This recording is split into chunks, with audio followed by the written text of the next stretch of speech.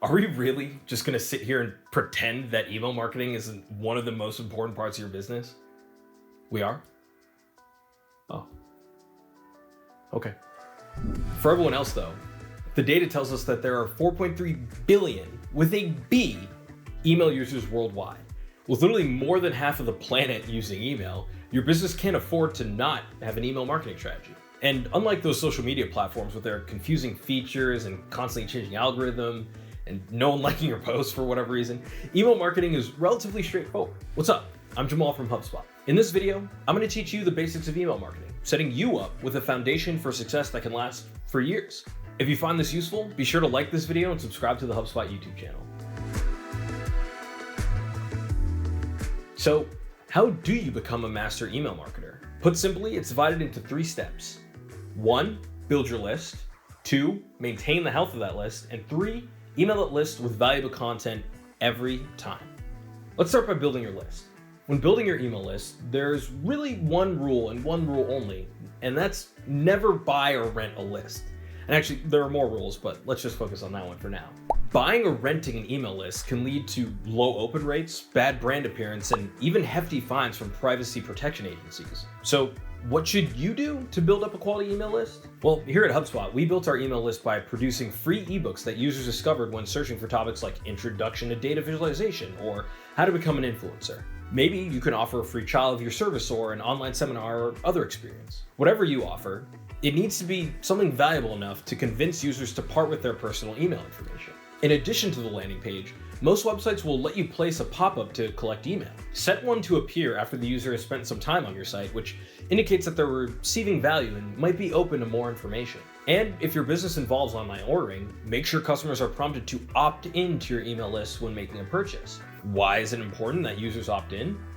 Well, having users opt in means they want to hear from you. It also keeps you compliant with the ever stricter anti-spam policies being implemented by governments as well as email services themselves. A double opt-in is even more effective since it requires the user to open and click an automated email they receive when signing up. This not only prevents users from giving fake emails, but it also trains their email app to recognize quality messages from you. And with that, we just launched the spam folder.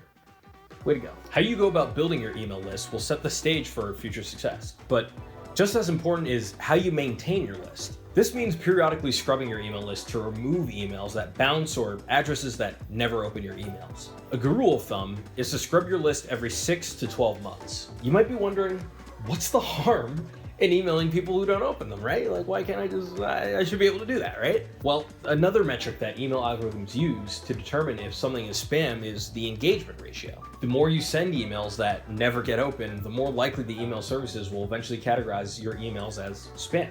Make sense? The good news is that despite these increasing obstacles to email deliverability, the overall value of email marketing is actually on the rise. In 2010, Digital Marketing Association put the return on email marketing at $40 for every dollar spent. By 2019, that return increased to $42 for every dollar spent. Why has the ROI gone up? Because I'm opening everyone's emails for them. No, but actually though, a major reason is an increased use of segmentation in email marketing. Segmentation means dividing your email list into smaller groups so that you can send each segment content specific to their interests. You can segment your list by demographic data like location, company size, or anything else that's important for your business. But the real email ninjas use what's called behavioral segmentation, which is grouping based on how the user previously interacted with your brand. Things like previous purchases, life cycle stages, and customer loyalty. Creating triggered email flows for specific behaviors allow you to be responsive to your users' needs. So it's no wonder that 77% of email marketing ROI comes from these sorts of segmented, targeted, trigger campaigns. It's the best tool for giving your audience the valuable content they'll want to open because they know it's tailored to their interests. And that's inbound, baby. Which brings us to our final step in mastering email marketing.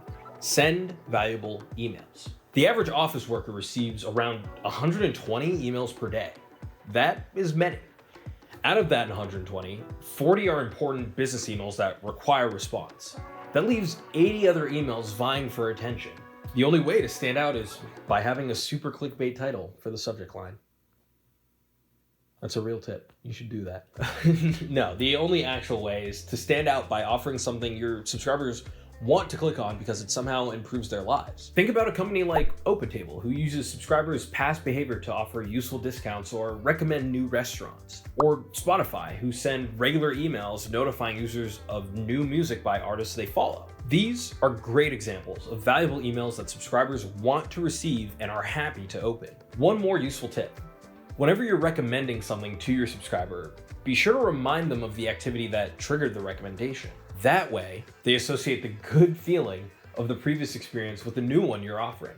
Now, when it comes to emails, conveying value starts with the subject line. This can mean literally telling the recipient what they'll get from opening the email, and try to do it in 50 characters or less. Use those 50 characters to pique the customer's interest. Don't give everything away up front, like me with Bobby Jenkins in the 4th grade. I gave him my Goku action figure, and then he didn't talk to me anymore after that. Leave a bit of mystery so they'll feel compelled to open the email to know more. Just be sure that whatever you tease in the subject line is actually delivered in the body of the email. No one likes deceptive, clickbaity subject lines. I was kidding before. And 69% of spam reports come from subject lines alone, so watch out. Now, you can also use the pre-header. That is the first few words in the body of your email that get previewed in your inbox to support the subject line. Most email marketing systems will allow you to set the pre-header when you enter the subject line, so you don't have to worry about altering the actual body copy of your email. And always, A/B test your subject line so that each email you send teaches you something for the next one. So all the messages from your email list have been delivered. And thanks to your brilliant subject line and pre-header, good job, folks are itching to read what you sent them. So, what are you going to say? Crafting killer email copy could be its own video. Until that time, here's some tips. Tip number 1, keep text neat and simple with the main point up front. Use short sentences with lots of paragraph breaks. Save those verbose think pieces for your blog. This is an email. Tip number 2, write for your audience. Remember those list segments we made? This is why they're so important. And tip number 3, write in a friendly one-to-one style. This isn't just a good way to treat your customers, it also helps prevent your email from getting tagged as spam. And speaking of spam, HubSpot keeps an extensive list of spam trigger words that you should avoid when writing email copy. There will be a link in the video description below, and if you don't click on it, I'll be sent to the spam folder. You should also run your email through a spam test before sending it to make sure your formatting, punctuation, and fonts all pass through the filters. There are plenty of free spam checkers online you can use. You'd be amazed how a few tiny tweaks can make a huge difference. So when it comes to email marketing, sending valuable content in a compliant format to users who you know want to receive it will allow you to execute successful campaigns for years to come.